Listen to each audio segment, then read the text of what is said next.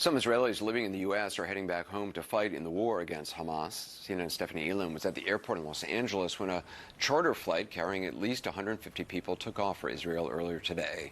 Stephanie, talk about what you saw.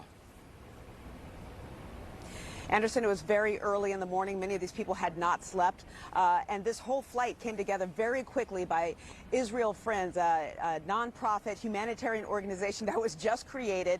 And starting Monday, according to the founder, Jordan Freed, they were able to start working on this charter flight that took off very early this morning. And obviously, as you would expect, there was a gamut of emotions there. Many of these 150 people showing up with family members, hugging, talking to them up until it was time for them to go beyond security. But for the people who decided to make this decision, like Dorel Meiri, he felt that there was no other option. Born and raised here, but he already did fight for IDF and he wanted to get back. He said he was numb and just knew he needed to go. Take a listen. I'm an American Israeli. It's very simple. So my home is here and my home is there.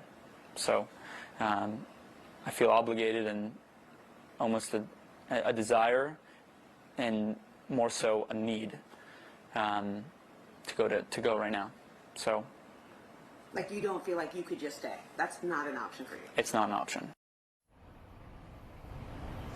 And for others, they fled the drama that was unfurling, the tragedy, the scariness that they saw and wanted to get their families out, like David Frankel. He fled with his family to Southern California after the war broke out with his 2 young sons and his wife. And he's leaving them, left them here. In fact, kissed his sons goodbye in the darkness of night as he left to catch this flight. This is what he had to say. Well, I'm obviously nervous. I mean, I want to come home safely to my family. I want to see my boys grow up. But you have to put that aside and stop the madness that's happening. And what was noteworthy is that energy, Anderson, inside the terminal as these group of people, as they came together.